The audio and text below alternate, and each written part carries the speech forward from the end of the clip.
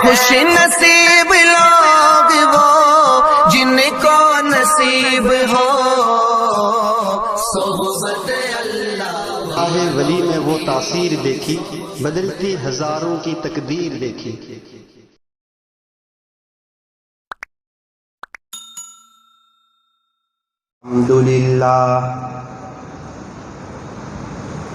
الحمدللہ وکفی وسلام علی عبادہ الذین اصطفی، اما بعد فاعوذ باللہ من الشیطان الرجیم، بسم اللہ الرحمن الرحیم۔ الا ان اولیاء اللہ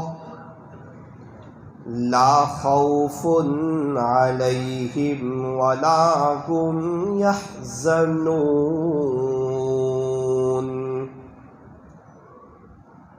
الذین آمنوا وکانوا یتقون، لهم البشری فی الحیاة الدنیا وفی الآخرہ، لا تبدیل لکلمات اللہ، ذالک هو الفوز العظیم۔ وقال اللہ تبارک وتعالی فی القرآن المجید والفرقان الحمید، وهو يتولى الصالحین،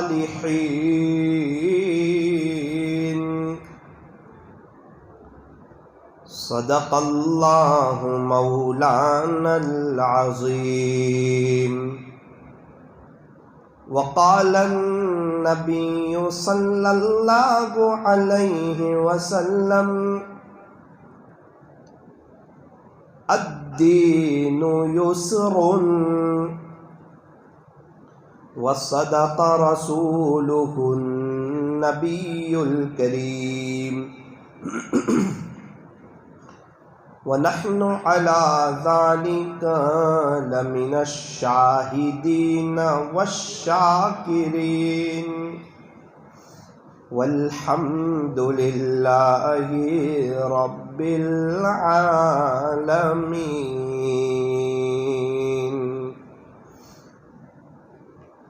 عاجزی و انکساری میں کیسی لذت ہے، عاجزی و انکساری میں کیسی لذت ہے، یہ رئیس و نواب کیا جانے، پوچھو مزے ہم سے فقیری کے،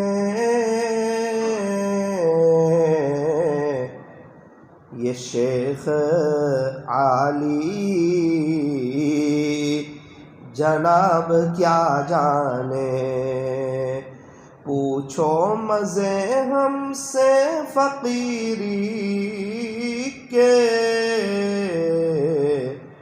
یہ شیخ عالی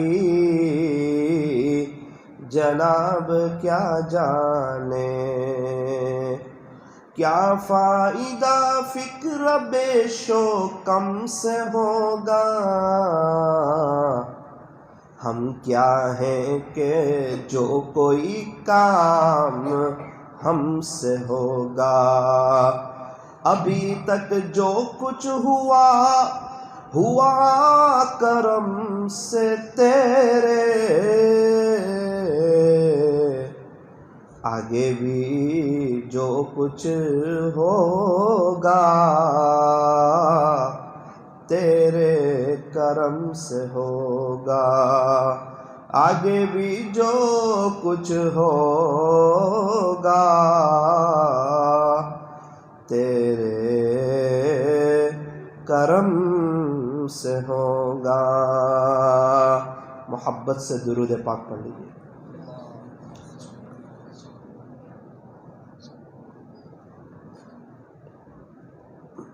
بزرگان محترم اور عزیز نوجوانوں، اللہ تبارک و تعالی ہمارے درود شریف پڑھنے کو قبول فرمائے۔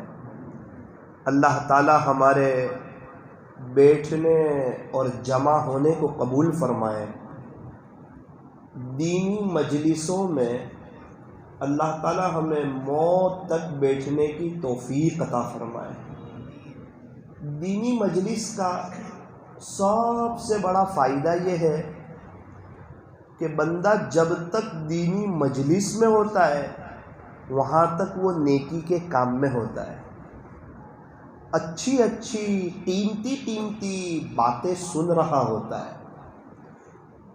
دنیا کا ایک بڑا طبقہ وہ ہے جو پہلے غفلت میں، نافرمانی میں اپنی زندگی کو گزارتا تھا،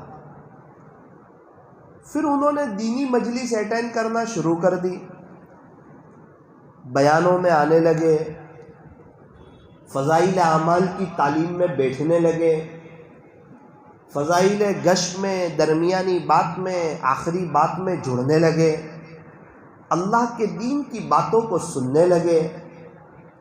تو پھر کیا ہوا کہ اللہ تعالیٰ نے ان کی دل کی دنیا بدلی اور ان کے اندر ایک احساس پیدا ہوا کہ نہ، میں جو لائف گزار رہا ہوں وہ بالکل غلط ہے، اسی لیے میں بے چین ہوں، میں پریشان ہوں۔ بے چینی کی اور پریشانی کی کوئی اور وجہ نہیں ہے، میں خود اپنے پیر پر کلہاڑی مار رہا ہوں۔ پھر جب ان کو کوئی بات دل پہ لگی، انہوں نے یو ٹرن لیا اور وہ اللہ کی طرف آئے۔ پھر کیا ہوا؟ اللہ تعالیٰ نے انہیں چین، سکون، اطمینان اور امن و امان نصیب فرمایا۔ سورت کے ایک آدمی عجیب و غریب غفلت میں ان کی زندگی گزر رہی تھی، دوستوں کے نشے میں تھے، اللہ کو، اپنی موت کو، قبر کو، آخرت کو، حشر کو بھولے ہوئے تھے۔ اور آج دنیا کے ایک بڑے حصے کا یہی حال ہے کہ انسان اپنے اللہ کو بھولا ہوا ہے، اپنے پیدا کرنے والے کو بھولا ہوا ہے، اپنے پالن ہار کو بھولا ہوا ہے، اپنے خالق اور مالک کو بھولا ہوا ہے۔ اسی وجہ سے انسان پریشان ہے۔ اگر میں میرے گھر کا راستہ بھول جاؤں پھر کیا ہوگا؟ کہ میں پریشان ہو جاؤں گا، بے چین ہو جاؤں گا، مجھے فٹ پاتھ پہ سونا پڑے گا، بغیر بچھونے کے سونا پڑے گا، مچھر میرا استقبال کریں گے۔ وجہ کیا ہے؟ کہ میں اپنا گھر بھول گیا۔ اسی طرح جو بندہ اللہ کا گھر بھول جاتا ہے، اللہ کے گھر میں آنے کو اس کا جی نہیں چاہتا، پھر وہ در بدر کی ٹھوکریں کھاتا ہے، پریشان ہوتا ہے۔ میرے عزیزوں، اللہ تعالیٰ مجھے اور آپ کو کامیاب کرنا چاہتے ہیں، اسی لیے اللہ نے انبیاء کرام علیہ السلام کے سلسلے کو جاری فرمایا تھا۔ سب سے آخر میں ہمارے نبی حضرت محمد الرسول اللہ صلی اللہ علیہ وسلم دنیا میں تشریف لائے۔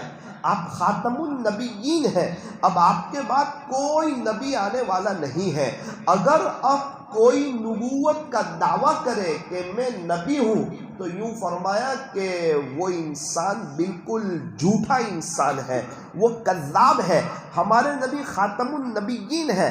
ہمارے نبی نے صاف اعلان فرمایا تھا کہ اگر میرے بعد کوئی نبی ہوتا تو عمر ہوگا تو نہیں، لیکن اگر کوئی ہوتا تو حضرت عمر رضی اللہ عنہ کے اندر وہ صلاحیتیں اور وہ باتیں اور وہ انداز اور ان کی زندگی کو دیکھ کر وہ ساری باتیں ان کے اندر پائی جاتی کہ اگر میرے بعد کوئی نبی ہوتا تو عمر ہوتا۔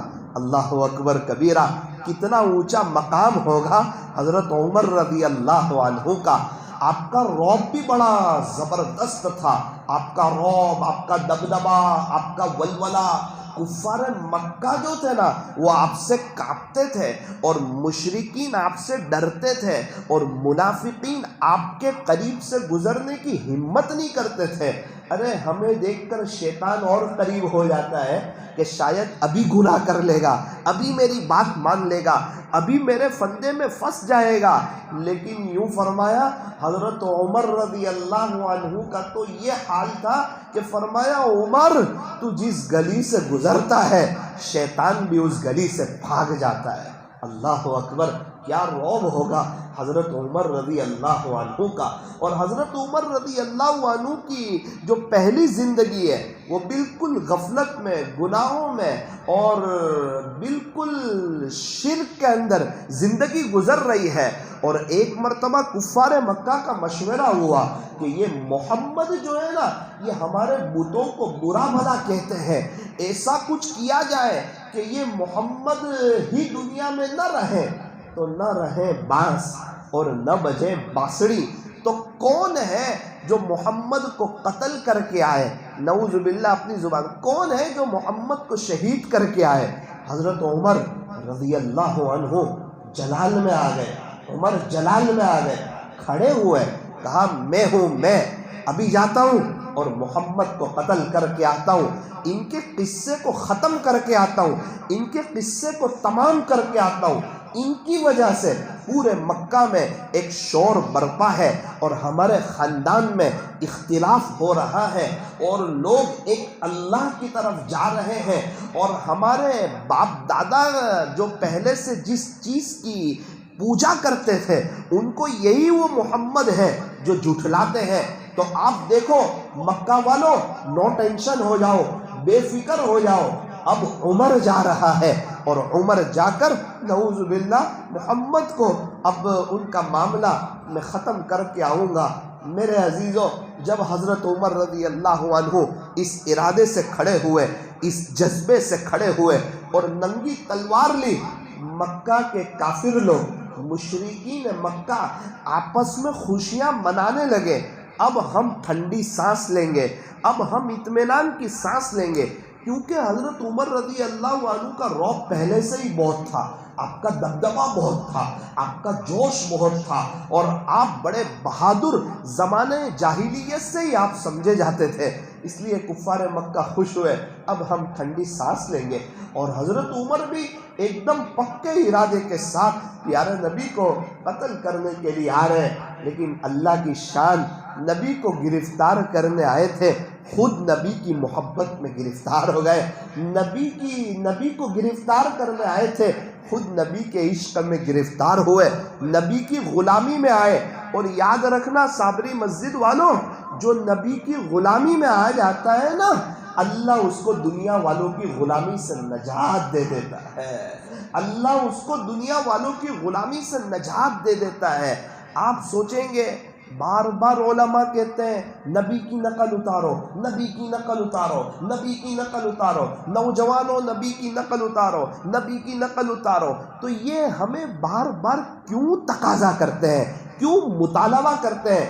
یہ علماء کرام کوئی آپ کے دشمن نہیں ہے، یہ آپ کے خیر خواہ ہے، یہ آپ کی آخرت کے فکر مند ہے، یہ چاہتے ہیں کہ اللہ آپ کو پہلے ہی مرحلے میں معاف کر دے، یہ چاہتے ہیں کہ آپ کی قبر تحت نگاہ وسیع کر دی جائے، یہ علماء چاہتے ہیں کہ آپ کی قبر میں جنت کی کھڑکی کھل جائے، یہ علماء چاہتے ہیں کہ آپ کو قبر میں کسی قسم کی کوئی تکلیف نہ ہو، اللہ بھی آپ سے خوش ہو اور اللہ کے نبی بھی آپ سے خوش ہو۔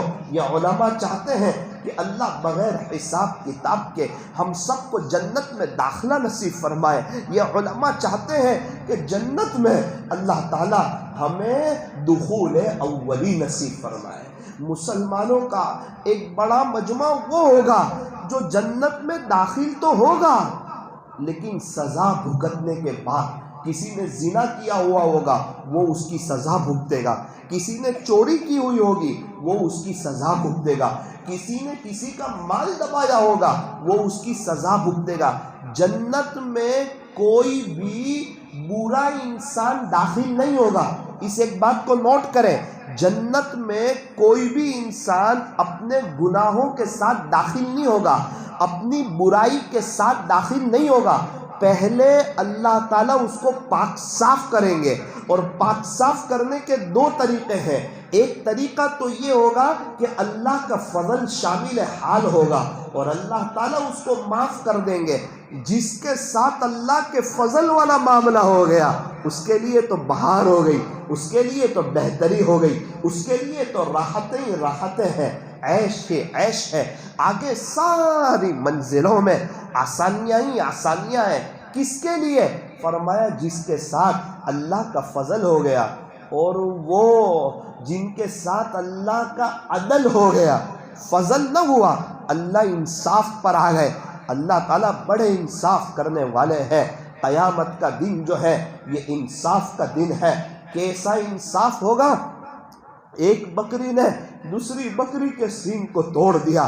میرے عزیزوں، یہ دل ہلانے والی بات ہے۔ یہ کوئی معمولی مثال نہیں ہے کہ بکری بے جان چیز ہے، اس پر شریعت کا کوئی مسئلہ نافذ نہیں ہوتا ہے، اور وہ اوپر جا کر اور وہ مٹی بن جانے والی ہے، اور بکری کا کوئی حساب کتاب نہیں ہے۔ اس کے باوجود انصاف کا دن ایسا آنے والا ہے کہ ایک بکری نے دوسری بکری کے سینگ کو توڑا ہوگا دنیا میں۔ اللہ قیامت کے دن یہ دونوں بکریوں کو زندہ کرے گا اور اس بکری سے کہے گا کہ اس نے دنیا میں تیرا سینگ توڑا تھا نا، آج تو اس کا سینگ توڑ دے، یہ بکری اس کا سینگ توڑے گی۔ اب ہوا دونوں کا حساب برابر، پھر دونوں کو مٹی بنا دیا جائے گا۔ ایسا انصاف کا دن آنے والا ہے۔ ہم تو دنیا کی زندگی کو سیریس لیتے ہیں، تیل کا ریٹ بڑھ جائے سیریس لیتے ہیں، پیٹرول کا ریٹ بڑھ جائے اس کو سیریس لیتے ہیں، گیس بل بڑھ جائے اس کو سیریس لیتے ہیں، مہینے کی جو خرچی آتی ہے اس کو سیریس لیتے ہیں، اپنے بچوں کی اسکول کی اور ٹیوشن کی پڑھائی کو سیریس لیتے ہیں، لیکن موت جو آنی ہے اس کو نارمل لیتے ہیں۔ اللہ سے ملاقات جو کرنی ہے اس کو ایک دم ہلکے میں لے لیتے ہیں۔ پل صراط پر سے جو گزرنا ہے وہ تو شاید ہمیں کبھی یاد ہی نہیں آتا کہ کبھی مجھے پل صراط پر بھی گزرنا ہے۔ اور جب اللہ کے سامنے ہم کھڑے ہوں گے اور حساب کتاب چل رہا ہوگا اور نامہ اعمال کھلے گا، جس میں نہ کوئی چھوٹی چیز چھوڑی ہوگی، جس میں نہ کوئی بڑی چیز چھوڑی ہوگی، وہ جب سارا ماجرا سامنے آئے گا وہ سب بندہ اللہ کو بھول کر کے اپنی زندگی کو گزارتا ہے۔ یہی تو اللہ تعالیٰ قرآن کریم میں ہمیں سمجھانا چاہ رہے ہیں کہ افحسبتم انما خلقناکم عبثا، کیا تم یہ گمان کرتے ہو کہ ہم نے تم کو ایسے ہی بیکار پیدا کر دیا؟ کیا تمہارا یہ گمان ہے کہ دنیا میں صرف کھاؤ پیو گھومو گھر خرچی چلاؤ اور مر کے ہمارے پاس آ جاؤ؟ کیا دنیا کی زندگی گزارنے کے لیے ہے؟ کیا دنیا کی زندگی ٹائم پاس کرنے کے لیے ہے؟ نا نا نا نا، دنیا کی زندگی بنانے کے لیے ہے، آخرت بنانے کے لیے ہے، آخرت سنوارنے کے لیے ہے، بڑے پیمانے پر آخرت کی تیاری کرنے کے لیے ہے۔ صرف اپنی ذمہ داری نہیں ہے، ساتھ میں فیملی کی بھی ذمہ داری ہے۔ اے ایمان والو، اپنے آپ کو اور اپنی فیملی کو جہنم کی آگ سے بچاؤ۔ صرف اپنا مسئلہ نہیں ہے، ساتھ میں فیملی کا مسئلہ ہے۔ ہماری بیوی کی دینی تربیت کرو، ہم بھی دیندار بنے، ہماری بیوی بھی دیندار بنے، ہمارے بچے بھی دیندار بنے۔ مالدار بننا کوئی فخر کی بات نہیں ہے، یوں فرمایا دیندار بنو۔ مالدار تو قارون بھی تھا اور فرعون بھی تھا اور حامان بھی تھا اور ابو جہل بھی تھا اور ابو لہب بھی تھا۔ مالدار ہونا یہ کوئی کمال کی بات نہیں ہے، دیندار ہونا کمال کی بات ہے، دیندار ہونا کمال کی بات ہے۔ زندگی کے اندر دین کا ہونا، دل دماغ پر آخرت کا سوار ہونا، دل دماغ پر آخرت کا چھا جانا، اذان کی آواز سنتے ہی مسجد کی طرف لپک جانا، اشراق کے وقت اشراق، چاش کے وقت چاش، اوابین کے وقت اوابین، اور تہجد کے وقت تہجد کی نماز، لمبی لمبی رات ہے اس میں 5-10 منٹ اپنے اللہ کے لیے نکالنا، اپنی قبر کو یاد کرنا، ہمیشہ ہمیش کی آخرت کی زندگی کو یاد کرنا اور اس کے لیے آنسو بہانا۔ ہم تو صرف محنت ہی کرتے رہتے ہیں، پیسے کے بارے میں محنت کرتے ہیں، گھر میں دینداری آ جاوے اس لیے محنت کرتے ہیں۔ اس عاجز کی ایک بات یاد رکھنا، صرف محنت سے بھی کام نہیں چلے گا، صرف دعا سے بھی کام نہیں چلے گا۔ صرف محنت سے کام چلتا تو بدر میں نبی کو اتنا لمبا سجدہ کرنے کی ضرورت نہ پڑتی، اگر صرف دعا سے کام چلتا تو نبی کو بدر جانے کی ضرورت نہیں پڑتی۔ یوں فرمایا کہ یہاں تو محنت بھی ہوگی اور دعا بھی ساتھ میں ہوگی۔ یہ دونوں چیزیں، محنت اور دعا، یہ دو پر ہیں جس سے انسان ترقی کرتا ہے۔ اگر ہماری زندگی میں تہجد نہیں ہے تو ہمیں دعا بھی کرنی پڑے گی، محنت بھی کرنی ہوگی، رات جلدی سونا ہوگا، الارم رکھنا ہوگا۔ بندہ 1-1:30 بجے سوتا ہے اور کہتا ہے مجھے تہجد کی توفیق نہیں ہو رہی۔ جناب آپ تو خود اپنے پیر پر کلہاڑی مار رہے ہو، بغیر کسی وجہ کے، بغیر کسی مسئلے کے آپ 1:30 بجے سوتے ہو، کہاں سے آنکھ کھلے گی؟ بلکہ اکثر یہ بات تجربے میں آئی ہے کہ جو حضرات 1 بجے بعد سوتے ہیں ان کی فجر کی نماز کا مسئلہ بھی ہو جاتا ہے۔ تہجد کی بات بہت دور کی، اللہ والوں کی ایک تہجد چھوٹ جائے بے چین ہو جاتے ہیں، پریشان ہو جاتے ہیں۔ میں ملا ہوں ایسے اللہ والوں سے، ایک بزرگ سے میری ملاقات ہوتی رہتی تھی۔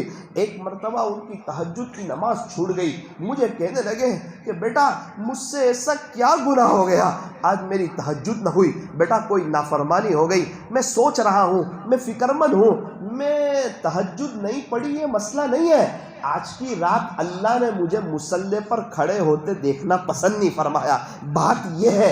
اسی لیے فرشتوں نے مجھے اٹھایا نہیں، ورنہ اللہ کے عاشقوں کو اور اللہ کے چاہنے والوں کو اور اللہ کے دیوانوں کو تو فرشتے اٹھاتے ہیں۔ آج کی رات مجھ سے کوئی گناہ ہوا ہے، آج کے دن میں مجھ سے کوئی گناہ ہوا ہے۔ 5-6 مرتبہ تو انہوں نے مجھے پوچھ لیا۔ میں نے کہا حضرت مجھے کیا معلوم کہ آپ سے کیا غلطی ہوئی، آپ سے کیا گناہ ہوا؟ ان کی بے چینی اور ان کی بے قراری اور ان کا پچھتانا اور نادم ہونا، شرمندہ ہونا، ارے اتنے شرمندہ ہوئے، دوسرے دن سے اللہ نے پھر ان کو تہجد کی توفیق دے دی۔ تو یہ ہیں اللہ والے، یہ ہیں اولیاء کرام، یہ ہیں اللہ کے عاشقوں کے دیوانے، جن کی ایک تہجد چھوٹتی ہے نا تو بے چینی ان کو گھیر لیتی ہے اور وہ اس فکر میں آ جاتے ہیں کہ کیا ہوا کہ آج اللہ نے مجھے رات میں اپنے سامنے کھڑے ہوتے ہوئے دیکھنا پسند نہیں فرمایا۔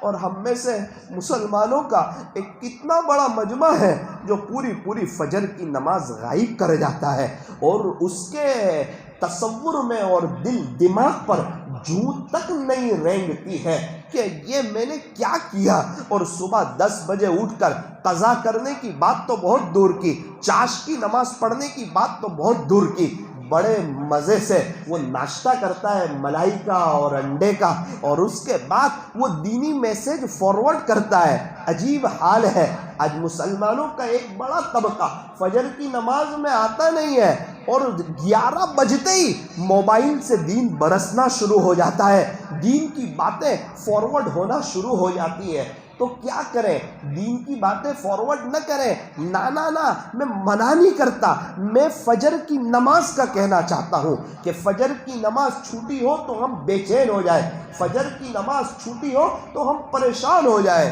ایک شخص میرے پاس آئے، مجھے کہنے لگے مولانا صاحب اللہ کا بڑا شکر ہے اب میرا نماز میں دھیان لگ رہا ہے، اب میرا نماز میں دھیان لگ رہا ہے۔ میں نے کہا ماشاءاللہ بہت اچھی بات ہے، خوشی کی بات ہے۔ مولانا اس کے لیے مجھے بہت خرچہ کرنا پڑا نماز میں دھیان لگانے کے لیے۔ میں نے کہا کیا خرچہ کرنا پڑا، کیا ہوا؟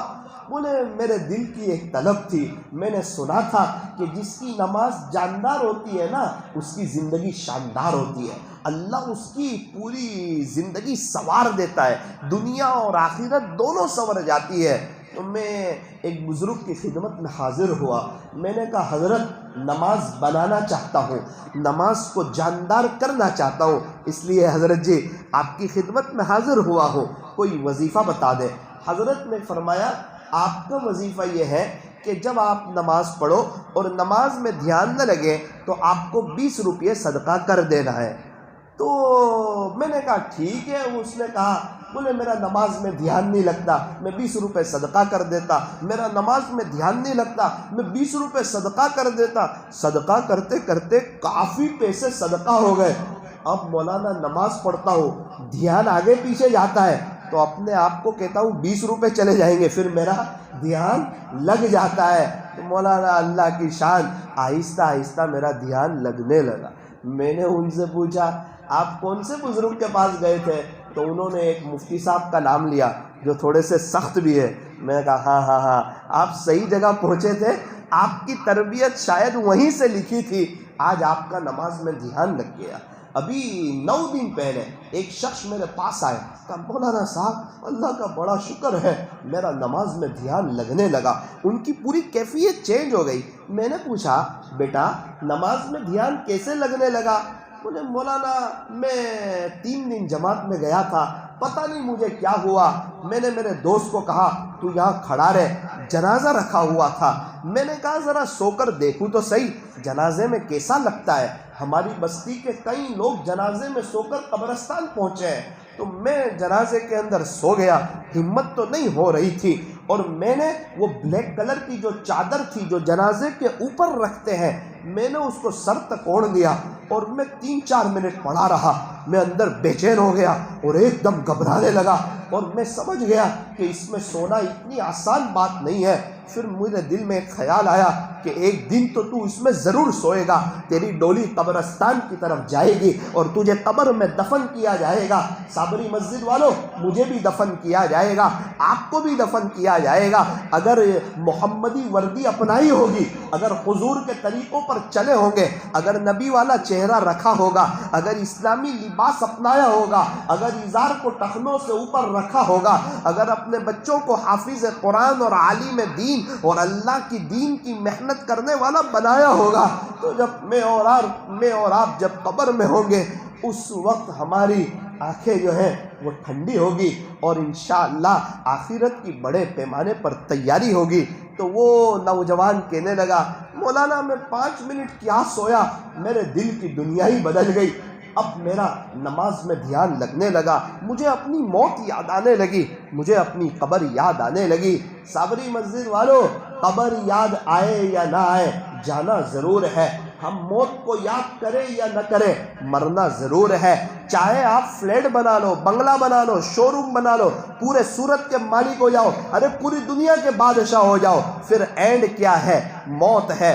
ہر ایک کو جانا ہے, مجھے بھی جانا ہے, آپ کو بھی جانا ہے. ایک دن مرنا ہے, آخر موت ہے. کر لے جو کرنا ہے, آخر موت ہے. میرے عزیزوں کیا اللہ کو ناراض کر کے ہم مر جائیں گے؟ کیا حضور علیہ السلام کی زندگی سے دوری والی زندگی گزار کے مر جائیں گے؟ کیا ہیرو کی اور کرکٹروں کی نقل اتارتے مر جائیں گے؟ کیا جھوٹ بول کر دنیا کماتے رشوت لیتے سود کھاتے جھوٹ بولتے میرے پاس معمولات کا وقت نہیں ہے, میرے پاس اللہ کے قرآن کا وقت نہیں ہے, مجھے تو تہجد کی توفیق نہیں ہوتی, کیا یہ باتیں کرتے ایک دم آخرت کو درکنار کر دیں گے؟ کیا ایسے ہی چلے جائیں گے؟ کیا ایسے ہی اللہ کو منہ بتائیں گے؟ فرمایا نا. جو عقل مند انسان ہوتا ہے, جو ہوشیار انسان ہوتا ہے, جو سمجھدار انسان ہوتا ہے, جو چالاک انسان ہوتا ہے, وہ تو اچھی باتوں کو اپنے پلے باندھتا ہے اور اپنے گنہگار ہونے کا اور ابھی تک کی زندگی جو غفلت میں گزاری ہے اس کو دل سے اقرار ہوتا ہے. ایسی مجلسوں میں دل سے اللہ سے باتیں کرو, ایسی مجلسوں میں دل سے اللہ سے باتیں کرو. مجلس ہونے کے بعد پتہ نہیں چلتا کیا بات ہوئی تھی, کیا بات نہیں ہوئی. ہاں فائدہ ضرور ہوگا. 4 دن پہلے کیا کھایا تھا معلوم نہیں ہے, لیکن اس سے طاقت بنی تھی. یہ دینی مجلس میں کیا سنا یاد رہا نہ رہا, وقتی طور پر روحانیت بنے گی. اندر کی دنیا, وہ اندر دل جو ہے انشاءاللہ مضبوط ہوگا. آخرت کی سوچ آئے گی. جتنی دیر مجلس میں بیٹھو گے جھوٹ سے بچو گے, دھوکے سے بچو گے, تانے سے بچو گے, عیب سے بچو گے, موبائل کے غلط استعمال سے بچو گے, ٹائم پاس کرنے سے بچو گے. ہاں جب مسجد میں بیان ہو پھر اعتکاف کی نیت ضرور کر لیا کرو. جب مسجد میں بیان ہو پھر اعتکاف کی نیت سے بیٹھو اور چالو بیان میں تھوڑی دیر کے لیے اللہ سے باتیں کرو. تہجد کی باری آئے ایک دفعہ کہہ دو اللہ جی میں بھی پڑھنا چاہتا ہوں توفیق دے دیجئے. گناہوں سے بچنے کی باری آئے کہہ دو اللہ بے شک میں بہت بڑا گنہگار ہوں, گناہوں سے بچنا چاہتا ہوں, مالک توفیق دے دیجئے. ایسی کوئی بھی ٹاپک پر بات چل رہی ہو, اپنے بارے میں, فیملی کے بارے میں, امت کے بارے میں دعا کر لو. اللہ تعالیٰ دعاؤں کو سنتے ہیں. اللہ تعالیٰ کسی کی دعا کو رد نہیں فرماتے. میں تذکرہ کر رہا تھا سیدنا حضرت عمر رضی اللہ عنہ کا. حضرت عمر رضی اللہ عنہ اللہ تعالیٰ سے دعا کر رہے ہیں. کیا دعا کر رہے ہیں کہ باری تعالیٰ مجھے مدینہ منورہ کی موت عطا فرمانا. زندگی ایسی گزاری تھی, وہ تمنا بھی کر سکتے تھے. ارے تمنا تو ہمیں بھی کرنی چاہیے کہ اللہ تعالیٰ ہمیں مدینہ منورہ کی موت نصیب فرمائے, جنت البقیع کا مدفن نصیب فرمائے. تمنا تو ہمیں بھی کرنی چاہیے. حضرت عمر رضی اللہ عنہ جلیل القدر صحابی ہے اور تمنا کر رہے ہیں, دعا کر رہے ہیں. اللہ تعالیٰ کسی کی دعا کو رد نہیں فرماتے. یہ عاجز اس بات کو ثابت کرنے کے لیے یہ واقعہ آپ کو سنا رہا ہے. آپ دعا کر رہے ہیں باری تعالیٰ مدینہ منورہ کی موت چاہتا ہوں, اور اے اللہ میں شہادت کی موت چاہتا ہوں. اور یہ بات بالکل سمجھ میں آنے والی نہیں تھی کہ مدینہ منورہ میں کسی کو شہادت کی موت ملے.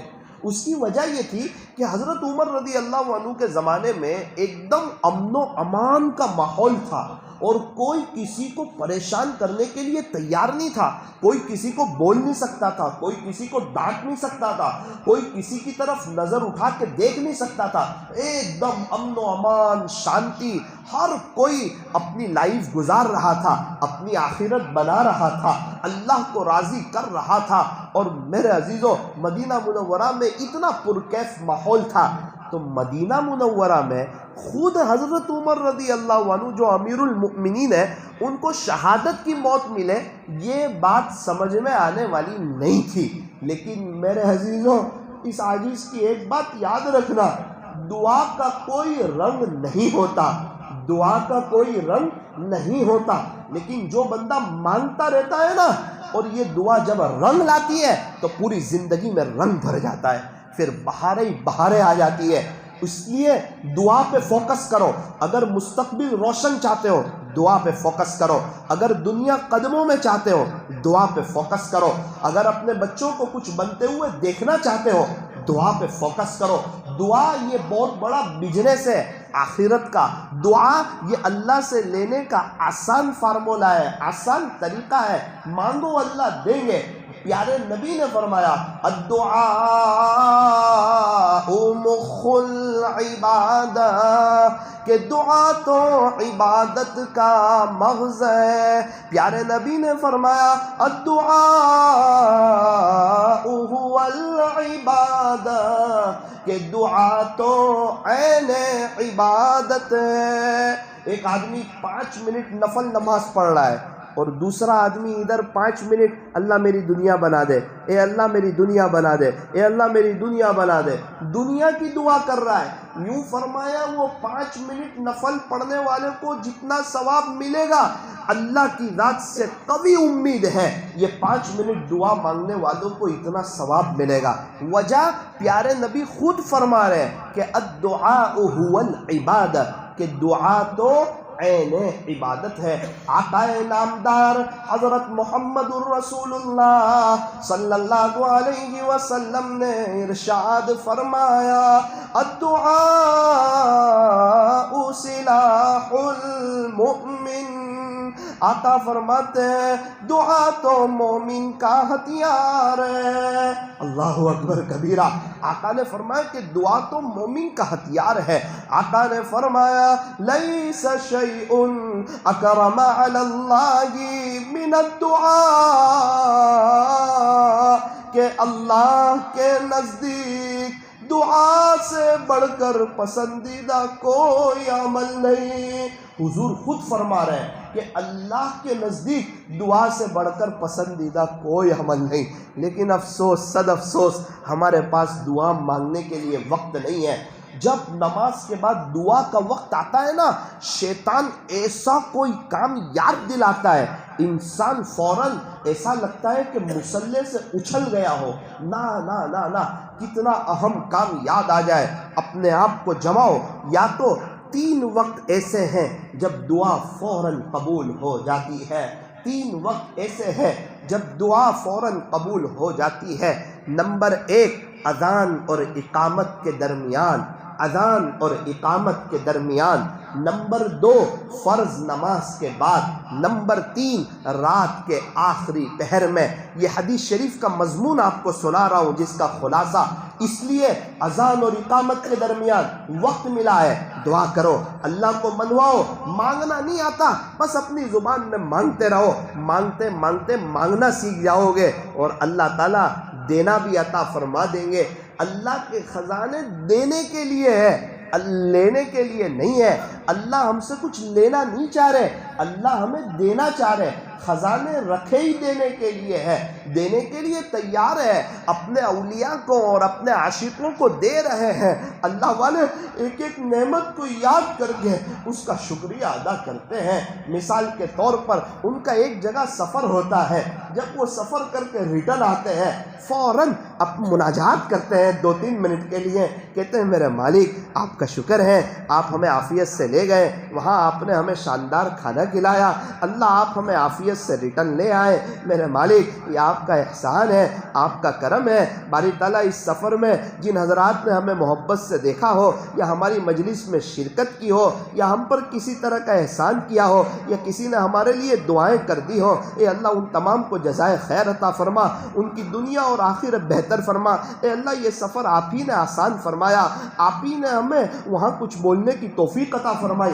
یہ مشائخ کا معمول بتا رہا ہوں آپ کو. ایک سفر کے بعد وہ پورے سفر کی ایک ایک نعمتوں کو یاد کر کر کے دعا کرنا نہیں بھولتے، اور اس سفر میں جتنی نمازیں پڑھی ہے اس پر شکریہ ادا کرتے ہیں کہ بھائی تعالیٰ آپ نے عصر کے وقت عصر پڑھنے کی، مغرب کے وقت مغرب پڑھنے کی توفیق عطا فرمائی. اور کبھی وہ شکریہ ادا کرنا بھول جائے فجر میں اٹھ کر کرتے ہیں، جب تک وہ صحیح معنوں میں وہ پورا تذکرہ اللہ کے سامنے دوہرا نہ دے.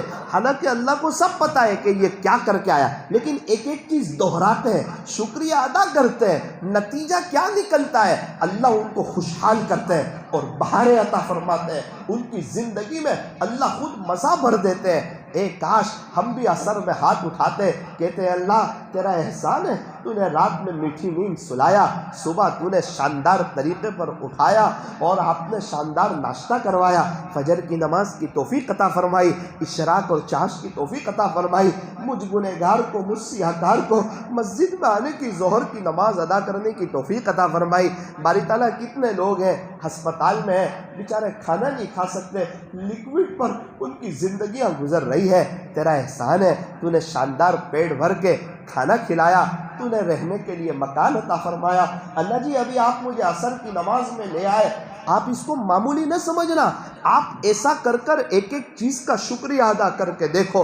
شکریہ ادا کرنے سے نعمتوں میں اضافہ ہوتا ہے، شکریہ ادا کرنے سے نعمتوں میں بڑھوتری ہوتی ہے. اللہ تعالیٰ ترقی نصیب فرماتے ہیں. اللہ تعالیٰ ہمیں صحیح سمجھ عطا فرمائے. تو ہمارے اندر کا یہ جذبہ ہونا چاہیے کہ ہماری بستی میں کوئی بے نمازی نہ رہے، ہماری بستی میں بے حیائی نہ ہو، پوری بستی والوں کا تعلق اللہ کے ساتھ مضبوط ہو. آپ لوگ چاہتے ہو کہ آپ کی بستی والے کا تعلق اللہ سے مضبوط ہو جائے، پورے سورت والوں کا تعلق اللہ سے مضبوط ہو جائے، پوری دنیا والوں کا تعلق اللہ سے مضبوط ہو جائے. یہ عاجز ایک عجیب و غریب آپ کو ایک عمل بتانے جا رہا ہے.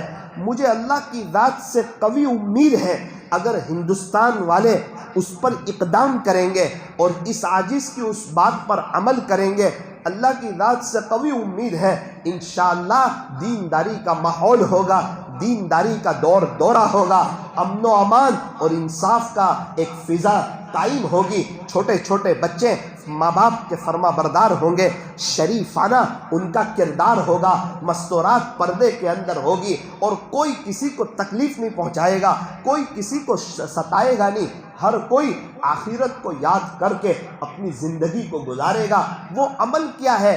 ذرا اس عاجز کی اس بات کو تھوڑا دھیان سے سنیں، دل کے کانوں سے سنیں، اور بطور خاص ٹرسٹی لوگ اور مسجد والے اور مسجد کے اطراف والے اور گاؤں کے اور دیہات کے اور شہر کے وڈیل لوگ اور علماء اور اہل اللہ اور مشائخ ذرا اس عاجز کی اس بات کی طرف توجہ دیں۔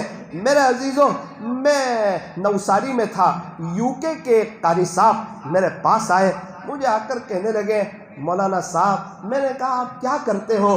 کہا مولانا اللہ کا شکر ہے، میں دارالعلوم UK میں ہے، میں وہاں پڑھاتا ہوں، انگلینڈ میں ایک دارالعلوم ہے وہاں پڑھاتا ہوں۔ کتنے سال سے پڑھاتے ہو؟ کہا 22 سال سے پڑھاتا ہوں۔ کچھ باتیں کہنے کے بعد ایک دم رونے جیسے ہو گئے۔ میں نے کہا کیا ہوا؟ کہا مولانا میں آپ کو کیا بتاؤں؟ میں نے کہا نہیں کیا ہوا، آپ بولو بولو۔ کہا مولانا ہم دیکھتے ہیں نوساری میں، اطراف میں، گجرات میں 10% لوگ نمازی ہے، 10%۔ آپ ہمارے UK میں آؤ گے نا تو آپ دیکھنا ہمارے یہاں 90% لوگ نمازی ہیں، 90%، 90%۔ اور پورے UK میں، پورے انگلینڈ میں آپ کہیں بھی چلے جاؤ، کسی مسجد میں بھی آپ چلے جاؤ، اگر 15 منٹ پہلے آپ مسجد میں نہ گئے تو آپ کو پہلی صف نہیں ملے گی۔ اگر آپ کو پورے انگلینڈ میں پہلی صف پکڑنی ہے تو آپ کو 15 منٹ پہلے مسجد میں آنا ہوگا۔ اور پورے انگلینڈ میں شاید آپ مجھے ایک مولانا ایسا نہیں بتاؤ گے کہ ان کی کبھی رکعت گئی ہو۔ یہ ساری ان کی باتیں سن کر میں تو ایک دم تعجب میں رہ گیا، جیسے میرے پیر کے نیچے سے زمین نکل گئی ہو۔ پھر مجھے کہنے لگے مولانا میں بے چین اس لیے ہوں، میں ابھی اندر سے رو اس لیے رہا ہوں کہ وہاں جو دینداری آئی ہے وہ گجرات اور ہندوستان والوں کی برکت سے آئی ہے۔ ایسی کیا بات ہو گئی کہ یہاں دینداری کا وہ معیار نہ رہا اور ہمارے یہاں دینداری اتنی بڑھ گئی؟ لوگ اپنے بچوں کو پڑھا رہے ہیں، مسلمانوں کے بچے آپ کو بہت سے اسلامی وردی میں نظر آئیں گے، جبے میں نظر آئیں گے، سفید لباس میں آپ کو نظر آئیں گے، ہر چھوٹا بچہ آپ کو حافظ عالم بنتا ہوا نظر آئے گا، نوجوان آپ کو اللہ کے راستے میں قربانیاں دیتا ہوا نظر آئے گا، اکثر نوجوانوں کے چہرے پر آپ کو داڑھی نظر آئے گی۔ ایک تو انگلینڈ ہے، UK ہے، UK جیسا ماحول ہے اور وہاں بہت سی جگہ فحاشی ہے، عریانیت ہے، اس کے باوجود مستورات پردے میں ہے۔ میں نے ان سے کہا انشاءاللہ آپ دعا کرنا، ہم لوگ محنت کریں گے انشاءاللہ، اللہ کی ذات سے قوی امید ہے آپ کی آنکھیں ٹھنڈی ہوگی۔ ہم نے کہا ہم اپنا جذبہ تو رکھیں اللہ کے سامنے، ہم محنت کریں گے۔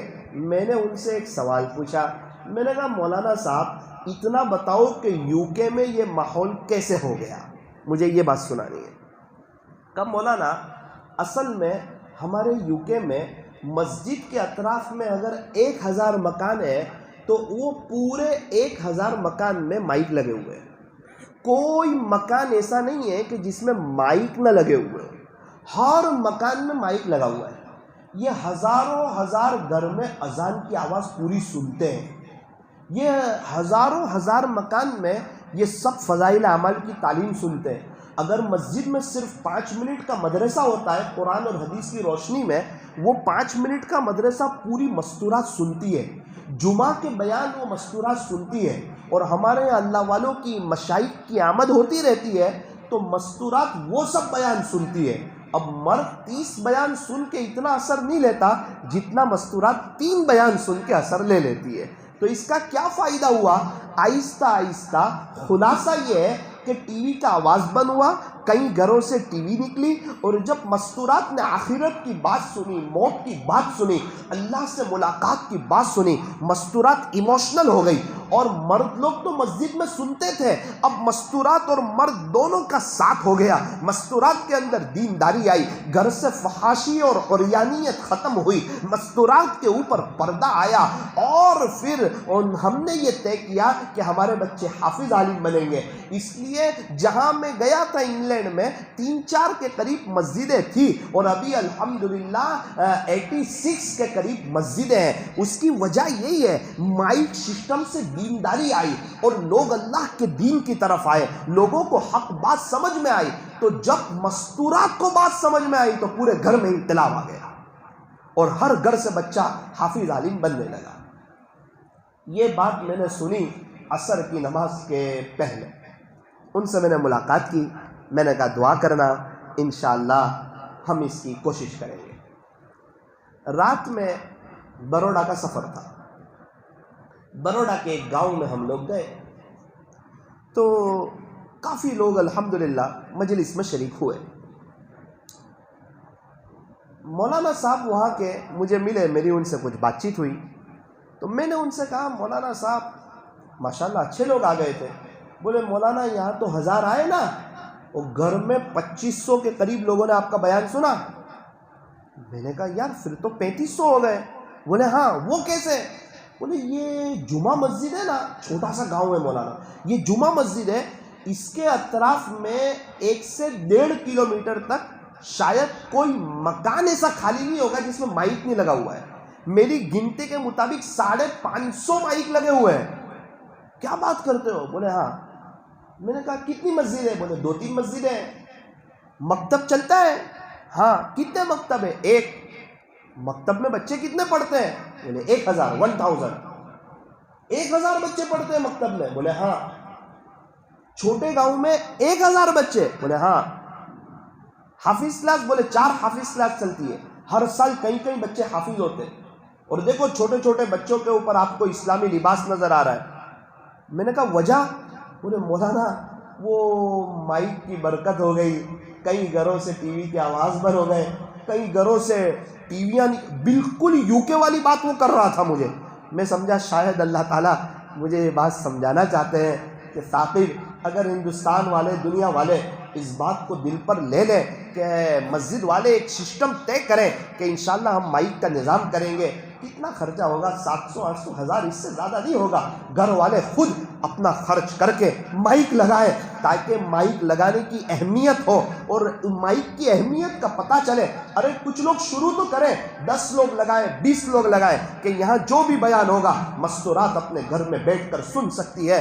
کہا مولانا 550 مائک لگے ہوئے تھے، کسی گھر میں 2 نے، کسی گھر میں 4 نے، کسی گھر میں 7 نے، کسی گھر میں 8 نے، کسی گھر میں 10 لوگوں نے آپ کا بیان سنا ہے، تقریباً پورے گاؤں والوں نے آپ کا بیان سنا ہے۔ تو مولانا ہمارے یہاں اللہ والوں کی آمد ہوتی رہتی ہے، فضائل اعمال کی تعلیم ہوتی ہے، ہر گھروں میں آواز آتی ہے، تعلیم کرنے والے تو تعلیم کرتے ہی ہے، ہر گھروں میں آواز آتی ہے۔ میں نے کہا بچوں کی فیس کیا ہے؟ بولے فیس کوئی نہیں ہے۔ میں نے بولا پھر استاذ کتنے پڑھاتے ہیں؟ بولے 100 استاذ پڑھاتے ہیں۔ میں نے کہا 100 استاذ پڑھاتے ہیں؟ بولے ہاں۔ تو پھر ایک جملہ کہا مولانا 37 تو اسی گاؤں کے، 37.5 استاذ تو اسی گاؤں کے۔ میں نے کہا چھوٹے گاؤں کے 37.5 استاذ؟ کہا ہاں۔ میں نے کہا اس گاؤں میں حافظ عالم کتنے ہیں؟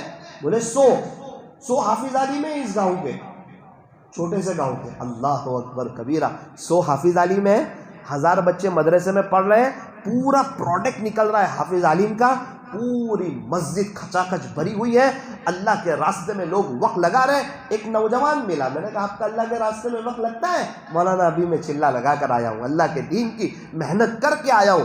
بالکل یوکے والے کی بات یہاں میچ ہوئی، میں نے دیکھا یہ چھوٹے سے گاؤں میں دینداری کا پورا دورہ ہو گیا۔ تو میرے عزیزو، صابری مسجد والوں اور ہندوستان والوں، اطراف والوں، یہ عاجز آپ کو یہ بات کہنا چاہتا ہے، اگر ہر مسجد والے اس پر اقدام کریں گے تو انشاءاللہ ہمارے گھروں سے بے حیائی ختم ہوگی، برائی ختم ہوگی، فحاشی ختم ہوگی اور یانیت ختم ہوگی۔ یہ اصلاح معاشرہ کا بہت بڑا پیغام ہے۔ الحمدللہ فوراً ہم نے نوساری میں اس کی میٹنگ کرنا شروع کی. ایک جگہ میرا جانا ہوا, ان علاقے والوں کو سمجھایا, الحمدللہ علاقے والے تیار ہوئے, دوسرے علاقے والے تیار ہوئے, تیسرے علاقے والے تیار ہوئے. ابھی ہمارے یہاں الحمدللہ یہ 1-2 ہفتے میں 3 علاقے میں نوساری میں مائک لگ جائیں گے. جب 3 میں لگیں گے تو ان کو دیکھ کر ساری مسجدوں کے اطراف میں لگ جائیں گے. انشاءاللہ اس کا بہت فائدہ ہوگا. جب مستورات میں دینداری آئے گی نا تو میاں بیوی کے جھگڑے بھی ختم ہو جائیں گے, شادی کے رسم و رواج ختم ہو جائیں گے, یہ مردوں کے سود کے چکر ختم ہو جائیں گے, یہ لڑائی جھگڑے ختم ہو جائیں گے, یہ بچوں کا سامنے بولنا ختم ہو جائے گا. جہاں اللہ کا دین آئے گا, جہاں روشنی آئے گی, اندھیرا دوسرے رستے سے باہر چلا جائے گا. اللہ تعالی ہمیں صحیح سمجھ عطا فرمائے. شاید اللہ تعالیٰ نے مجھے اسی لیے بتایا, شام کو وہ تڑپ کے گئے اور رات میں اللہ تعالیٰ نے پورا نقشہ ہندوستان کے ایک گاؤں کا میرے سامنے کر دیا کہ دیکھو اگر اس ترتیب پہ چلو گے, اللہ نے دماغ دیا ہے, لوگ اس دماغ کو صرف بزنس پہ ہی لگاتے ہیں, پیسے پہ ہی لگاتے ہیں. لوگ کیا کہیں گے, ارے لوگوں کو کچھ پڑی نہیں ہے, سب کو پیسہ چاہیے, پیسہ پیسہ پیسہ. لوگ پیسے کی طرف ہے. یہ لوگ ہمیں عزت دے سکتے ہیں, دنیا والے نہ عزت دے سکتے نہ ذلیل کر سکتے. نادان کو اس بات کا بالکل نہیں پتا. وَتُعِزُّ مَن تَشَاءُ وَتُذِلُّ مَن تَشَاءُ کہ عزتوں کو دینے والے اللہ ہے اور ذلیل کرنے والے بھی اللہ ہے. میرے عزیزو, ابھی تک کی زندگی ہماری غفلت میں گزری, گناہوں میں گزری, اس لیے اس پر ہمیں نادم ہونا چاہیے, شرمندہ ہونا چاہیے اور اللہ تعالیٰ سے معافی مانگنی چاہیے. یہ عاجز 5-10 منٹ میں 1-2 باتیں بتا کر اپنی بات کو ختم کرتا ہے کہ جو ندامت کر لیتے ہیں, جو اپنے آپ کو گنہگار سمجھ لیتے ہیں, اللہ تعالیٰ ان بندوں سے بڑا پیار کرتے ہیں. اگر کوئی چاہتا ہے کہ اللہ تعالیٰ مجھے عزتوں کی چوٹیوں پر بٹھائیں اور اللہ تعالیٰ مجھے باعزت کریں, اور یہ ہر انسان کا عزت نفس کا تقاضا ہے, فطری تقاضا ہے. ہر کوئی عزت چاہتا ہے, کوئی ذلت ہی نہیں چاہتا. ایک بچہ بھی عزت چاہتا ہے. 2 دن کا بچہ ہے, مسکرا کر بات کرو, آپ کو دیکھ کے مسکرائے گا. اور 2 دن کا بچہ ہے, اگر اس کی بے عزتی کرو, ایسا بولو, رونا شروع کر دے گا. 2 دن کا بچہ بھی ذلت کو برداشت کرتا نہیں ہے. اللہ کے نبی کو اللہ نے عزت دی, صحابہ کو عزت دی, مومنوں کو بھی اللہ عزت دیں گے اگر ہم صحیح معنوں میں مومن ہو جائے. اگر کوئی عزت چاہتا ہو, عزت کا فارمولہ سمجھ لیں, اگر وہ فارمولے پر جاؤ گے تو عزت ملے گی, وہ فارمولے سے ہٹو گے تو عزت ملے گی لیکن خطرہ بھی ثابت ہو سکتا ہے. صرف عزت کا مل جانا اور شہرت کا مل جانا کمال کی بات نہیں ہے. ہیرو لوگوں کے پاس بھی عزت ہے, شہرت ہے. کیا ہیرو لوگ کامیاب ہے؟ کرکٹروں کے پاس بھی عزت ہے, شہرت ہے. کیا کرکٹر لوگ کامیاب ہے؟ ارے اللہ کے دین کی وجہ سے کہ انسان کے اندر تواضع آ رہی ہو, اخلاص کوٹ کے بھرا ہوا ہو, اور انسان اپنی میں کو ختم کر چکا ہو اور اپنی مرضی کو اللہ کی مرضی میں گم کر چکا ہو اور فنائیت کے مقام پر جا رہا ہو اور اللہ اس کو عزتوں کی چوٹیوں پر بٹھا رہے ہو, تو یہ اس بات کی علامت ہے کہ یہ اصل عزت ہے جو اسے دنیا میں بھی کام آئے گی, جو اسے آخرت میں بھی کام آئے گی. یوں فرمایا عزتوں کا اصل فارمولہ من تواضع للہ, جو شخص اپنے آپ کو اللہ کے لیے جھکائے گا, رفعہ اللہ, اللہ اسے باعزت کرے گا. ومن تکبر, اور جو شخص تکبر کرے گا, وضعہ اللہ, اللہ اسے ذلیل کرے گا. تو ایک بات طے کرو کہ انشاءاللہ ہم تواضع کریں گے. تواضع کا کیا مقصد ہے؟ دین کا کام بند کر دے؟ کہا نا نا نا نا نا, چھوٹے بن کر کریں, عاجزی کے ساتھ کریں, اپنے آپ کو مٹا کر کے کریں. جو کام ہو رہا ہے اس کو اللہ کا کرم سمجھیں, اللہ کا فضل سمجھیں. اگر لوگ ہم سے متاثر ہو رہے ہو تو یوں سمجھیں کہ یہ در حقیقت اللہ نے جو ستاری کی چادر ڈالی ہے اس کی وجہ سے متاثر ہو رہے ہیں, ورنہ اگر یہ ستاری کی چادر ہٹا لے تو کوئی ہمیں دیکھنا پسند نہ کرے، کوئی ہم سے بات کرنا پسند نہ کرے۔ ہم نے جو گناہ کیے ہیں اگر اللہ اس کی بدبو ظاہر کر دے تو کوئی ہماری طرف دیکھنا پسند نہ کرے۔ تو در حقیقت جو انسان کی عزت ہوتی ہے وہ اللہ کی ستاری کی چادر کی وجہ سے ہوتی ہے۔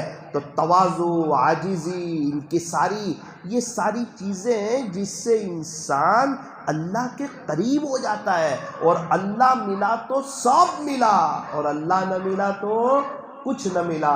اسی پر ایک دو بات کر کے اپنی بات کو ختم کرتا ہوں۔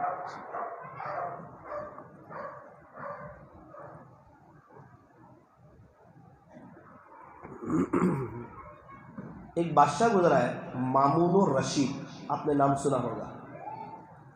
مسلمان بادشاہ تھا لیکن زندگی غفلت میں گزری، عیاشیوں میں گزری، بہت راحت میں، آرام میں ان کی زندگی گزری۔ نزا کا وقت آیا، انتقال کا وقت آیا۔ جب نزا کا وقت آتا ہے نا تو بندے کو پتہ چل جاتا ہے کہ یہ میری آخری گھڑیاں ہیں۔ ہمارے یہاں ایک شخص کا انتقال کا وقت قریب آیا تو گھر والے ان کو دکان پر لائے اور دکان بتائی، پھر 5-6 لوگ ان کو گھر لے گئے۔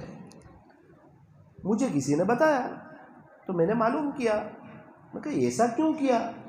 بولے کہ ابھی ایک رسم چلی ہے، اور یہ پرانی گیروں کے یہاں رسم چلتی تھی، اپنے مسلمانوں میں بھی کچھ لوگ کرتے ہیں۔ میں نے بولا کیا کرتے ہیں؟ بولے ایسا لگتا ہے کہ انتقالوں کا سیٹ آدمی ہے تو اس کو اس کی پراپرٹی ایک مرتبہ بتا دیتے ہیں کہ دیکھ یہ تیری پراپرٹی تھی، اور پھر اس کو گھر لے جاتے ہیں کہ اب چاہے تو مر جائے۔ اللہ اکبر، اس کو دنیا بتاتے مارو گے۔ مشائخ تو یوں فرماتے ہیں کہ انتقال کا وقت ہو نا تو اپنے بچوں سے ایک بات کہہ رکھیں کہ بچوں اگر تم کو ایسا لگے نا میرے انتقال کا وقت ہے تو کبھی بھی یہ مت کہنا کہ ابا میرے کو پہچانو۔ بیٹی دور سے آتی ہے، ابا میرے کو پہچانو، پہچانتے کہ نہیں؟ یہ نواسے کو پہچانو۔ ارے یہ اللہ کو پہچاننے کا وقت ہے کہ نواسے کو پہچاننے کا وقت ہے؟ اکھی زندگی تو تیرے کو پہچانا، تیرے لیے قربانی دی، تیرے نواسے، اب اس کو اللہ اللہ کر کے جانے دینا، کلمہ پڑھ کے جانے دینا۔ تو ایسا بھی ہوتا۔ مامون الرشید انتقال کا وقت آیا تو چارپائی پر لیٹے تھے، خادم کو بلایا اور کہا کہ نیچے میرے لیے دری بچھا دے، میرے لیے چادر بچھا دے۔ اب یہ تو بادشاہ تھے، شاہی فرمان جاری ہوا، اس کو تو پتہ نہیں کہ نزا کا وقت ہے، اس نے دری بچھا دی۔ مامون الرشید خود کھڑے ہوئے اور چارپائی پر آئے، وہ نیچے دری پر آئے اور لیٹنے لگے، تڑپنے لگے اور ایسے مچلنے لگے اور کہنے لگے اے حقیقی بادشاہ، فانی بادشاہ پر رحم فرما۔ اے حقیقی بادشاہ، فانی بادشاہ پر رحم فرما۔ یعنی کہ اللہ آپ تو حقیقی بادشاہ ہے، میں تو وقتی طور پہ بادشاہ تھا، ہماری بادشاہ تو ہمیشہ رہتی نہیں، تو میری زندگی تو غفلت میں گزری ہے، گناہوں میں گزری ہے، اس کا میں اقرار کرتا ہوں، میں نے بہت غلطی کی، میں نادم ہوں، ابھی آخری وقت ہے۔ اے خلاصہ یہ ہے، اے حقیقی بادشاہ، فانی بادشاہ پر رحم فرما، یعنی میری مغفرت فرما۔ یہ تڑپ کے ساتھ ان کا انتقال ہو گیا۔ انتقال کے بعد کسی نے خواب میں دیکھا، پوچھا کہ مامون تیرے ساتھ کیا گزرا؟ کہا بھائی میری زندگی تو بہت کٹھن گزری تھی، بہت غفلت میں گزری تھی، لیکن موت کے وقت وہ جو تواضع اور عاجزی کی تھی نا اللہ کے سامنے کہ اے حقیقی بادشاہ، میں فانی بادشاہ ہوں، مجھ پر رحم فرما، وہ تواضع کی برکت سے اللہ پاک کو رحم آ گیا، اور خلاصہ یہ کہ اللہ نے میرے سب گناہ معاف کر دیے۔ اتنی پسند ہے اللہ کو تواضع کہ موت کے پہلے 2-3 منٹ عاجزی کر لی۔ یہ اللہ ہی ہے جو اتنا بڑا دل رکھتے ہیں، جو معاف کر سکتے ہیں، ورنہ دنیا والے کبھی معاف نہ کرے، تانے دیتے دیتے تھک جائے۔ ماں باپ بھی بہت سی مرتبہ معاف کرتے ہیں، کئی سنا دیتے ہیں کہ تو نے ایسا کیا اب آگے ایسا مت کرنا۔ ایک اللہ ہی ہے جو بندوں کو معاف کر دیتے ہیں۔ ایک تو بڑے اللہ والے بادشاہ گزرے، حضرت عمر بن عبد العزیز رحمۃ اللہ کی علیہ، ان کے انتقال کا وقت آیا تو وہ بھی زمین پر اس طرح لیٹ گئے اور اللہ تعالیٰ سے کہنے لگے کہ باری تعالیٰ میں اس بات کو تسلیم کرتا ہوں کہ میں نے بہت گناہ کیے ہیں، میں اس بات کو تسلیم کرتا ہوں، خلاصہ یہ ہے کہ اللہ میں نے بہت گناہ کیے ہیں، گناہوں بھری زندگی گزاری ہے، اللہ اگر آپ معاف کر دیں تو آپ کے فضل کی بات ہے، اور اگر آپ پکڑ لیں تو عدل کی بات ہے، اگر آپ رحم کر دیں تو یہ آپ کے فضل کی بات ہے، اور اگر آپ مجھے پکڑ لیں تو یہ عدل کی بات ہے، انصاف کی بات ہے کہ میں نے گناہ کیے، آپ چاہے تو پکڑ لیں، لیکن میرے مالک میں اس بات کی گواہی دیتا ہوں کہ آپ کے سوا کوئی عبادت کے لائق نہیں ہے، اور میں اس بات کی گواہی دیتا ہوں کہ حضرت محمد الرسول اللہ صلی اللہ علیہ وسلم آپ کے سچے رسول ہیں۔ یہ کہتے کہتے ابھی یہاں تواضع کی ہے، اور اللہ تعالیٰ نے یہ کلمہ پڑھنے کی توفیق دی ہے، اور کلمے کے ساتھ دنیا سے بڑی شان سے زندگی گزار رہے ہیں۔ بہت نیک دل بادشاہ ہے، اور انتقال کے وقت ایسی عاجزی کر رہے ہیں، تواضع کر رہے ہیں۔ ایک شخص تھے، وہ پوری زندگی ان کی شراب میں، کباب میں، گناہوں میں گزری۔ کبھی ایسا بھی ہوتا ہے ان کا انتقال ہوا، کسی نے خواب میں دیکھا کہ آپ کے ساتھ کیا گزری، کہا اللہ نے مجھ پہ رحم کر دیا۔ اچھا کون سی بات کام آ گئی؟ کہا میرے انتقال سے پہلے مجھے پتا چلا کہ اب شاید میں دنیا سے چلا جاؤں گا، تو میں نادم ہو گیا اللہ کے سامنے، میں شرمندہ ہو گیا، اور میں نے کہا اے آسمان و زمین کے مالک، اے دنیا اور آخرت کے مالک، اس شخص پر رحم فرما جس کے پاس نہ دنیا ہے، جس کے پاس نہ آخرت ہے۔ اللہ میں نے زندگی ایسی گزاری، نہ دنیا بنا سکا نہ آخرت سنوار سکا۔ میری یہ تواضع اللہ کو ایسی پسند آئی کہ اللہ نے میرے پچھلے سب گناہ معاف کر دیے۔ میرے عزیزوں، یہ انتقال کے وقت تھوڑی دیر کی تواضع پہ اللہ کو اتنا رحم آ رہا ہے، تو جس کی پوری زندگی تواضع کے ساتھ گزری ہوگی، خدا کے دربار میں اس کا کتنا اونچا مقام ہوگا۔ اور ایک بات یاد رکھنا، یہ جو انتقال کے وقت تواضع کی توفیق ملی ہے نا، یہ زندگی کی کوئی نیکی اللہ کو پسند آئی ہوگی، اسی لیے موت کے وقت عاجزی کی توفیق عطا فرمائی۔ عاجزی و انکساری میں کیسی لذت ہے، یہ رئیس و نواب کیا جانے، یہ رئیس و نواب، عاجزی و انکساری میں کیسی لذت ہے، یہ رئیس و نواب کیا جانے۔ آگے کا شعر یاد نہیں آ رہا ہے۔ خلاصہ یہ ہے میرے عزیزوں کہ اللہ تعالیٰ عزتوں کی چوٹیوں پر جو بٹھاتے ہیں وہ تواضع کی برکت سے بٹھاتے ہیں۔ ایک آخری بات کہہ کر میں اپنی بات کو ختم کرتا ہوں۔ ابن جوزی رحمۃ اللہ علیہ نے ایک واقعہ لکھا ہے جس کا خلاصہ یہ عاجز آپ کو پیش کرنا چاہتا ہے کہ ایک بدکار عورت تھی، وہ زناکار عورت تھی، اللہ کو ناراض کرتی تھی۔ وہ اپنے کمرے میں سجتی، تیار ہوتی، اپنے بیڈ پر بیٹھتی اور دروازہ کھول دیتی۔ نوجوان لوگ اس کو دیکھتے، گناہ میں ملوث ہوتے۔ اللہ کی شان، ایک نیک نوجوان لڑکا، اللہ کو چاہنے والا، اللہ کی عبادت کرنے والا، گناہوں سے بچنے والا، اس کا وہاں سے گزر ہوا، اس کی دروازے کے اندر نظر پڑی، اس کی دل کی دنیا بھی کچھ بدل گئی۔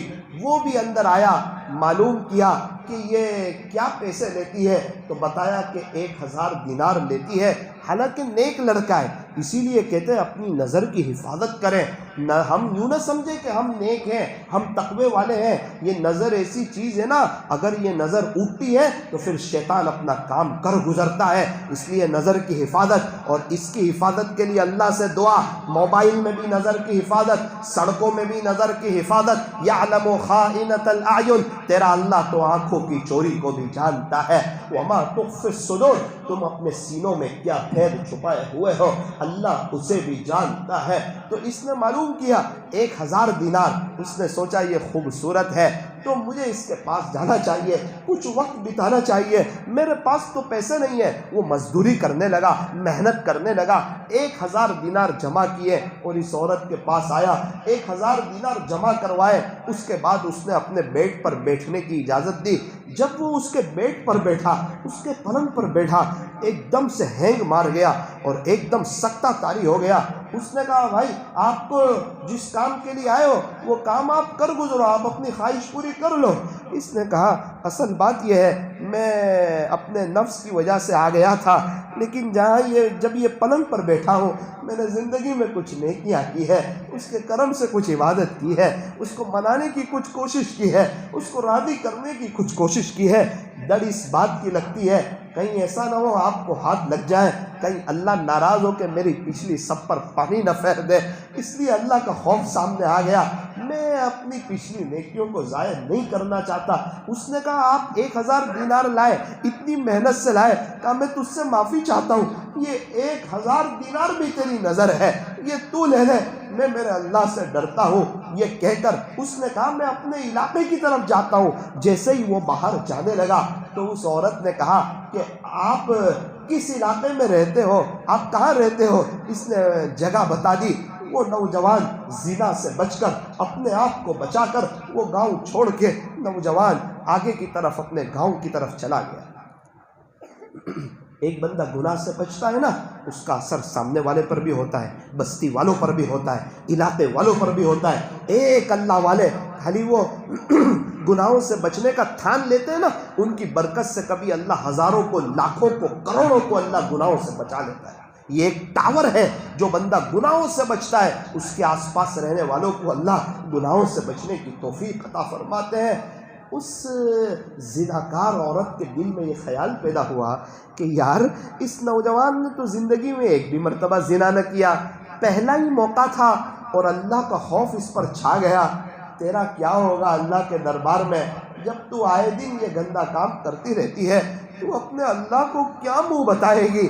یہ بات اس کے دل میں دھچکا لگا کہ جب وہ پہلی مرتبہ زنا کرتے ہوئے اتنا اللہ سے ڈرتا ہے, تو مجھے بھی تو آخرکار اللہ کے پاس جانا ہے, مجھے بھی اپنے اللہ سے, اپنے خالق سے, اپنے مالک سے ڈرنا چاہیے. چل ایک کام کرتی ہوں, توبہ کرتی ہوں اور اسی کے پاس جاتی ہوں. وہ نوجوان آیا تھا, اس کی محبت اس کے دل میں گھر کر گئی. اس نے وہ بیڈ پر بیٹھ کر جو اللہ کی محبت کی باتیں کی, اور جو اللہ کے خوف کی باتیں کی, اور جو 1000 دینار کو جو ایک طرف کر دیا اور وہ دروازے سے باہر نکل گیا. یہ بات اس کے دل پر جو چوٹ کر گئی, یہ اس نوجوان کا گاؤں پوچھتے پوچھتے اس کے گاؤں میں پہنچی, وہ علاقے میں پہنچی. لوگوں سے پوچھا اس قسم کا کوئی نوجوان ہے؟ بولے ہاں وہ تو بڑے اللہ والے ہیں, نیک صالح نوجوان ہے, وہ اس مکان میں رہتا ہے. تو اس نے جا کے مکان کھٹکھٹایا کہ چلو ان سے کوئی درخواست کر دوں کہ میں نے توبہ تو کر لی ہے, لیکن جوانی میں شوہر میاں بیوی کی آپس میں ایک ضرورت تو ہوتی ہے, چلو میں اسی سے شادی کا پیغام دے دیتی ہوں. ایسا قیمتی نوجوان مجھے کہاں ملے گا, اتنا نیک نوجوان مجھے کہاں ملے گا. اس نے گھر کا دروازہ کھٹکھٹایا. اللہ کی شان, وہی نوجوان آیا اور اس نے دروازہ کھولا. جیسے ہی دروازہ کھولا اور اس پر نظر پڑی تو یہ ایک دم گھبرا گیا کہ جس گناہ سے بچ کے میں 1000 روپے کو ٹھوکر مار کے یہاں آیا, وہ گناہ ایک دم میرے گھر تک آ گیا اور میں پھر پھنس جاؤں گا. اللہ کا خوف اس کے دل پر طاری ہوا اور اس نے ایک چیخ لگائی, آہ بھری, اور اسی جگہ اس کا انتقال. اللہ, کیسے اللہ کے خوف والے لوگ, اور ہم تو بنداس گناہ کر لیتے ہیں. شاید اللہ تعالیٰ کی طاقت کو نہیں جانتے, قدرت کو نہیں جانتے, قیامت کے دن کو صحیح معنوں میں نہیں جانتے, آخرت کی زندگی کو صحیح معنوں میں نہیں جانتے. دیکھا جائے گا, دیکھا جائے گا. ارے ہماری طرح دیکھا جائے گا سوچ کے کئی قبریں آج بن چکی ہے, وہ سب شاید کتنے اس میں سے پریشان ہوں گے. میرے عزیزوں, دیکھا جائے گا کر کے کئی آنکھ بند ہو گئی نا, کوئی پڑھ کے بخشنے والا نہ ہوا نا, اور اگر اللہ کا غصہ ہم پر ہو گیا نا, تو میں اور آپ کہیں کے نہیں رہیں گے, دوبارہ دنیا میں آ بھی نہیں سکیں گے, کسی کو سمجھا بھی نہیں سکیں گے, نیکی کا دروازہ بھی بند ہو جائے گا, توبہ کی توفیق بھی ختم ہو جائے گی. اس لیے آج موقع ہے, بستی والے جمع ہو گئے تو خیر اس کی دفن گیری میں سب ہو گئی. پھر گھر والوں کو بھی رحم آیا کہ یہ عورت اچھی نیت سے آئی ہے, ہمارا بیٹا سمجھ نہیں پایا, اس کے دل میں اللہ کا خوف تھا, وہ دنیا سے چلا گیا. تو بستی والوں نے اس کو ایک بات رکھی کہ اگر آپ چاہتی ہو تو یہ ان کے بھائی ہیں, ماشاءاللہ آپ کے سامنے بڑے خوبصورت ہیں اور صالح نوجوان ہیں, اگر آپ چاہتی ہو تو آپ کا نکاح ان کے بھائی سے کر دیا جائے. تو اس نے کہا بہت اچھا, میں تو گناہوں سے بچنا چاہتی ہوں, اب میں اس کی برکت سے اللہ نے مجھے گناہ سے بچایا ہے. میرے دل میں اللہ کا ڈر پیدا ہوا کہ یہ بندہ جب پہلی مرتبہ اللہ کو ناراض نہیں کرنا چاہتا, تو میں تو کئی مرتبہ اللہ کو ناراض کر چکی ہوں, میں اپنے اللہ کو کیا منہ بتاؤں گی. عجیب بات, ابن جوزی رحمۃ اللہ علیہ لکھتے ہیں کہ اس کی شادی اس کے بھائی سے ہو گئی, اور اس نے عجیب و غریب نیکوکاری والی زندگی گزاری، اور 7 بیٹے ہوئے، 7 اولاد ہوئی اس کے بھائی سے، اور عجیب بات لکھی ہے 7 اپنی جگہ پر وقت کے بڑے بڑے اولیاء میں سے شمار۔ وہ 7 بچے جو ہوئے ہیں وہ وقت کے بڑے اولیاء میں سے شمار ہوئے۔ پہلی زندگی تو گناہوں میں گزاری تھی، لیکن توبہ ایسی کی کہ خدا کے دربار میں سرخ روح ہو کر حاضر ہوگی۔ اس لیے ہماری زندگی پہلی گناہوں میں گزری ہے، لیکن میرا عزیزو ابھی بھی وقت گیا نہیں ہے، ابھی موقع ہے، سانس چل رہی ہے، توبہ کا دروازہ کھلا ہوا ہے، اللہ معاف کر دینے کے لیے تیار ہے۔ کل سے ہمت کریں گے، کل سے ہمت کریں گے، کئی سال گزر گئے، رمضان سے توبہ کریں گے، کئی رمضان گزر گئے، کل سے نہیں، رمضان سے نہیں، ابھی سے کیا پتہ آج کی رات ہم دنیا سے چلے جائیں، کیا پتہ کل کی رات چلے جائے، اگر نہ بھی گئے ایک رات تو ضرور ہم اس دنیا سے جائیں گے۔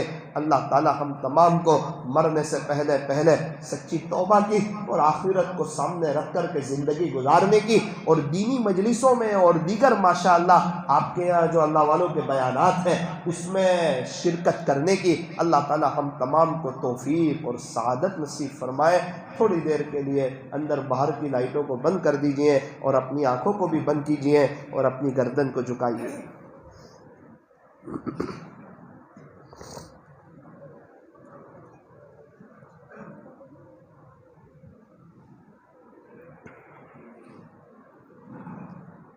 ساری لائٹیں بند کر دو۔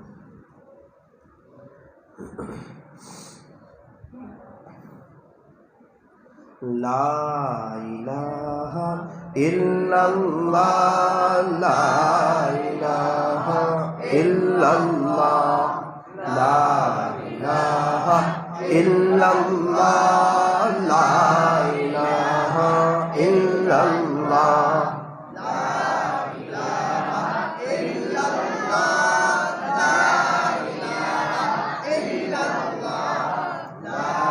ہم ذکر بھی کر رہے ہوں، ہمارا دل اندر سے توبہ بھی کر رہا ہو کہ اللہ آج کے ذکر کی برکت سے گناہوں سے جان چھڑا۔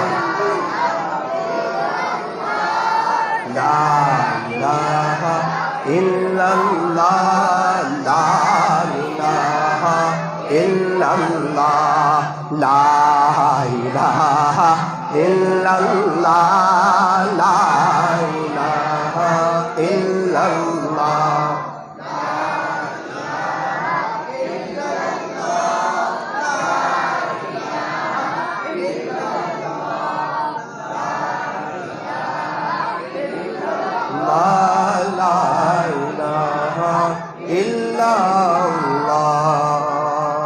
محمد الرسول اللہ صلی اللہ علیہ وسلم۔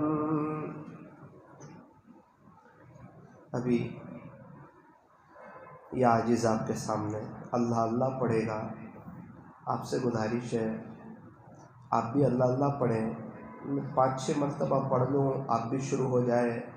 ایک بات یاد رکھنا، اللہ قرآن میں کہتے ہیں وَهُوَ مَعَكُمْ أَيْنَمَا كُنْتُمْ، اللہ تمہارے ساتھ ہے تم جہاں کہیں۔ ہمیں لگتا ہے آزو بازو والے ہمارے ساتھ ہیں، ارے وَنَحْنُ وَقَرَبُ إِلَيْهِ مِنْ حَبْلِ الْوَرِيدِ، اللہ شہ رگ سے زیادہ ہمارے قریب۔ جو اللہ سے محبت کرتے ہیں، اللہ سے عشق کرتے ہیں، وہ اس بات پر خوش ہو جائیں کہ ہر وقت اللہ ان کے ساتھ ہوتے ہیں۔ جس کو جس سے محبت ہوتی ہے نا، وہ سوچتا ہے کہ میں جس سے محبت کرتا ہوں وہ ہر وقت میرے ساتھ رہے۔ اللہ کے عاشق لوگ اس لیے دل سے بہت خوش ہوتے ہیں، یہ جہاں بھی رہتے ہیں سدا بہار رہتے ہیں، ان کے چہرے پر ایک نورانیت رہتی ہے، ایسا لگتا ہے کہ کوئی لائٹنگ ہوتی ہے، اور عجیب و غریب ان کے پاس بیٹھنے والے سکون محسوس کرتے ہیں، اور یہ خود پرسکون زندگی گزارتے ہیں، حیاتاً طیبہ انہیں نصیب ہوتی ہے، اور لہم البشرا، اللہ والوں کے لیے خوشخبری ہے، فی الحیات الدنیا، دنیا کی زندگی میں بھی، وفی الآخرہ، اور آخرت میں بھی۔ اللہ دنیا بھی ان کی خوشحال بناتا ہے، آخرت بھی ان کی خوشحال بناتا ہے۔